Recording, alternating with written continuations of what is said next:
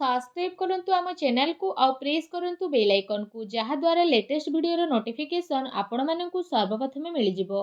नमस्कार बंधुगण आपण मानकु आम यूट्यूब चैनल को स्वागत।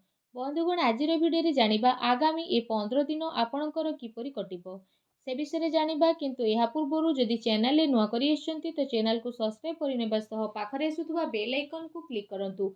स्वयं भगवान श्रीकृष्ण कहिसंती एते आपण सीधा सीधा हुअंतु नाही, कारण जंगल रे रहुतुबा सीधा गछ को ही सर्वप्रथमे कटा जाई थाए।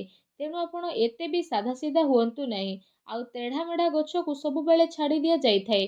तो एमिति रे अन्य जीवन सह पूर्ण रूप रे जीवा ठारू भल हेबो आमे निजे निजर भाग्य अनुसार जी नेबा।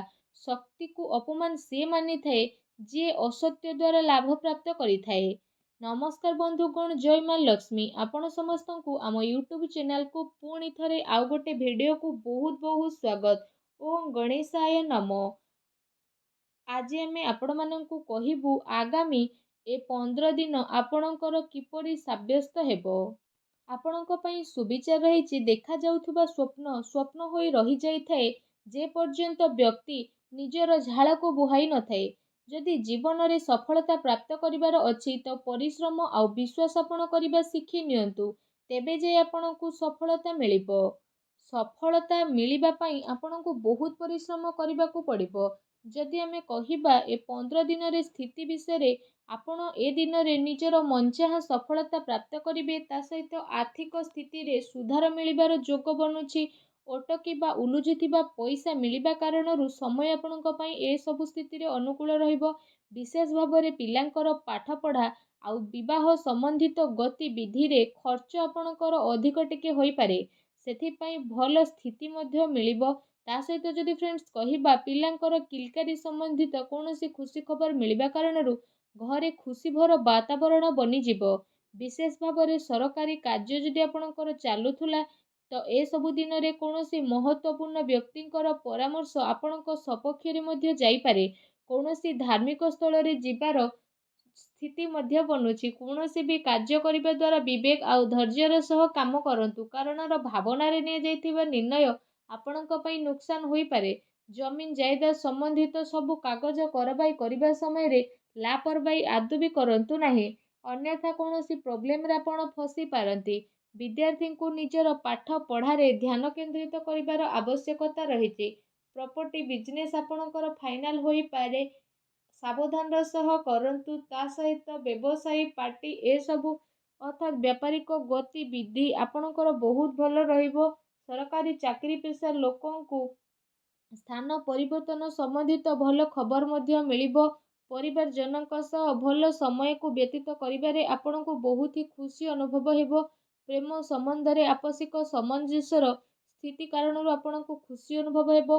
ता सहित घरर कौनसी सदस्यको स्वास्थ्य को नहीं चिंता आपणकर बनी रहिबो, किंतु एहा द्वारा आपणकर स्वास्थ्य प्रति सजग रहिबार अति आवश्यकता रहिछि।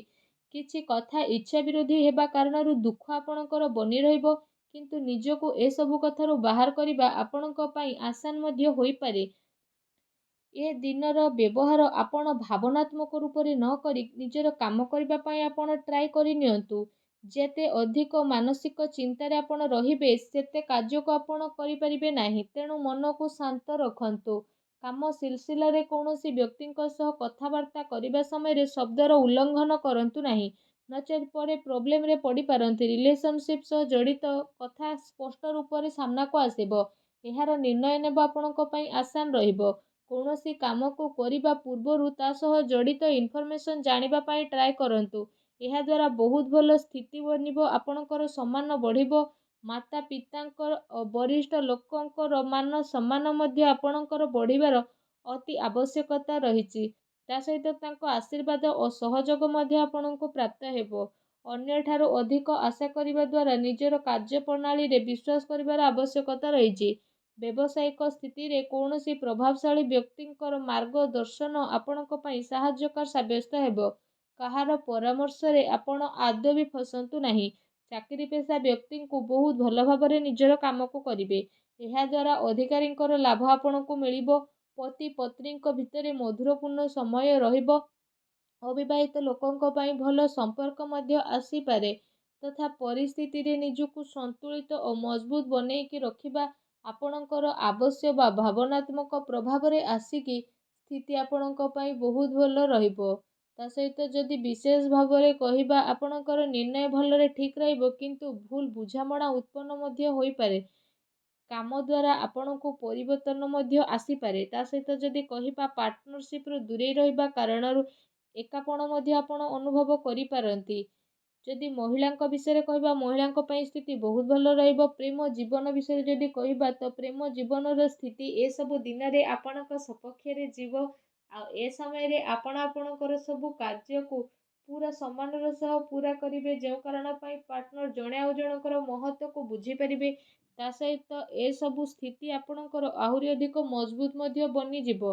ଆପଣ ଆପଣଙ୍କର ଜୀବନସାଥୀଙ୍କ ପ୍ରେମର ସ୍ଥିତିକୁ ଅନୁଭବ ମଧ୍ୟ କରିପାରିବେ, ଯେଉଁ କାରଣ ପାଇଁ ଆପଣଙ୍କୁ ଦୁନିଆ ସାରାର ସବୁ ଜିନିଷକୁ ଭୁଲି ନିଜ ସାଥୀଙ୍କ ସହ ସମ୍ବନ୍ଧ ବନେଇ ରଖିବାର ଅବସର ମଧ୍ୟ ଏ ସମୟରେ ଆପଣଙ୍କୁ ପ୍ରାପ୍ତ ହେବ। ଆପଣ ଦୁଇ ଜଣଙ୍କ ଭିତରେ ଚାଲୁଥିବା ବିବାଦ ଖତମ ହେବାର ପୁରା ସମ୍ଭାବନା ମଧ୍ୟ ବନୁଅଛି। ତା ସହିତ ଯଦି କ୍ୟାରିୟର ବିଷୟରେ ଆଲୋଚନା କରିବା, ତ ଏ ସମୟରେ ବିଶେଷ ରୂପରେ ସେ ସବୁ ଲୋକଙ୍କ ପାଇଁ ଭଲ ବା ସଫଳତା ସହ ରହିବ ଯେଉଁମାନେ କୌଣସି ପ୍ରକାରର ଶିକ୍ଷା ବା ଲେଖନୀ କ୍ଷେତ୍ରରେ ଜଡ଼ିତ ଅଛନ୍ତି। ଶତ୍ରୁ, ଶୋଧକର୍ତ୍ତା, ପତ୍ରକାର, ଲେଖକ ଆଉ ଶିକ୍ଷା ସମ୍ବନ୍ଧିତ ଜଡ଼ିତ ବ୍ୟକ୍ତି ବିଶେଷଙ୍କୁ ଏସବୁ ଦିନରେ ବହୁତ ଅଧିକ ଆନନ୍ଦ ପ୍ରାପ୍ତ ହେବାର ଅତି ସଂକେତ ବନୁଅଛି। ଏ ଦିନରେ ଲମ୍ବା ଯୋଜନାକୁ ଆପଣ ବନେଇ ନିବେଶ କରିବାର ସ୍ଥିତି ମଧ୍ୟ ବନୁଛି। ତା ସହିତ ଏସବୁ ଦିନରେ ଆପଣ ସେ ସବୁ ପ୍ରୟାସର ଲାଭ ପାଇବେ ଯେଉଁ ସବୁକୁ ଆପଣ ପାଇବାକୁ ଟ୍ରାଏ କରୁଥିଲେ ଆଉ ବହୁତ ଅପେକ୍ଷାରେ ମଧ୍ୟ ଆପଣ ରହିଥିଲେ। ଯଦି ଶରୀର ବିଷୟରେ କହିବା, ତ ବିଶେଷ ଭାବରେ ଶରୀରରେ ଆପଣଙ୍କର ସୁଧାରତା ଆସିବ। ପୁରୁଣା ବେମାରୀରୁ ଆପଣଙ୍କୁ ଛୁଟକାରା ଅନୁଭବ ହେବ, କିନ୍ତୁ ମଝିରେ ମଝିରେ ଆପଣଙ୍କୁ ଟିକେ ଟିକେ ପ୍ରୋବ୍ଲେମ୍ ଆସିପାରେ। ବା ସାବଧାନ ରୁହନ୍ତୁ। ଖାଦ୍ୟପେୟ ଉପରେ ବିଶେଷ ଭାବରେ ଯତ୍ନ ରଖନ୍ତୁ। ଲମ୍ବା ସମୟରୁ ଆପଣ ଯାହା ଚାହୁଁଥିଲେ ସେ ସବୁ ଆପଣଙ୍କୁ ମିଳିବ। ସମସ୍ୟାର ଉଚିତ ହାଲରେ ପହଞ୍ଚିବା ପାଇଁ କୌଣସି ସଠିକ୍ ବ୍ୟକ୍ତିର ଆପଣଙ୍କୁ ପରାମର୍ଶ ନେବାକୁ ପଡ଼ିବ। ତେବେ ଯାଇ ପ୍ରତିଦିନର ସମସ୍ୟାରୁ ଆପଣଙ୍କୁ ଛୁଟକାରା ମିଳିବ। ଏମିତିରେ କୌଣସି ମେଡ଼ିସିନ ଡକ୍ଟରଙ୍କ ବିନା ପରାମର୍ଶରେ ନେଲେ ଆପଣଙ୍କୁ ପରେ ପ୍ରୋବ୍ଲେମ୍ ଫେସ୍ ହୋଇପାରେ। ଭାଗ୍ୟର ପୁରା ସାଥ ଆଗାମୀ 15 ଦିନରେ ଆପଣଙ୍କୁ ତ ପ୍ରାପ୍ତ ହେବ, କିନ୍ତୁ ଯଦି ଉପାୟ ବିଷୟରେ କହିବା, ତ ଆଗାମୀ 15 ଦିନରେ ଭଗବାନ ଗଣେଶଙ୍କର ପୂଜା ଆରାଧନା କରନ୍ତୁ। ଘରୁ ଯେତେବେଳେ ବାହାରକୁ ଯାଉଛନ୍ତି ପକେଟରେ ଦୁବ ନେଇକି ଯାତ୍ରା ଆରମ୍ଭ କରନ୍ତୁ। ନିଜର କ୍ରୋଧ ଉପରେ ନିୟନ୍ତ୍ରଣ ରଖନ୍ତୁ। ତା ସହିତ ସବୁବେଳେ ସତ କହିବା ପାଇଁ ଟ୍ରାଏ କରନ୍ତୁ। ଦେଖିବେ ଜୀବନର ପ୍ରତିଟି କ୍ଷେତ୍ରରେ ଆପଣଙ୍କୁ ସଫଳତା ପ୍ରାପ୍ତ ହେବ। ତା ସହିତ ଆପଣ ପରିଶ୍ରମ କରିବାକୁ ଆଦୌ ବି ଭୁଲନ୍ତୁ ନାହିଁ। ଯେତିକି ପରିଶ୍ରମ ଏଇ ଆଗାମୀ 15 ଦିନରେ କରିବେ, ସେ ପରିଶ୍ରମର ଡବଲ ଫଳ ଆପଣଙ୍କୁ ପ୍ରାପ୍ତ ହେବ। ତେଣୁ ଏହା ରହିଲା କି ଆପଣ କେତିକି ପରିଶ୍ରମ କରୁଛନ୍ତି ଆଉ କେତିକି ଆପଣଙ୍କୁ ଫଳ ମିଳିବ। ଯେତିକି ପରିଶ୍ରମ କରିବେ ତାର 2 ଗୁଣ ଫଳ ଆପଣଙ୍କୁ ପ୍ରାପ୍ତ ହେବ। ତ ଆଶା କରୁଛି এই ଭିଡ଼ିଓଟି ଆପଣଙ୍କୁ ଭଲ ଲାଗିଥିବ। ଯଦି ଭିଡ଼ିଓଟି ଭଲ ଲାଗିଥାଏ ତ ଭିଡ଼ିଓଟିକୁ ଲାଇକ୍ଟେ କରନ୍ତୁ।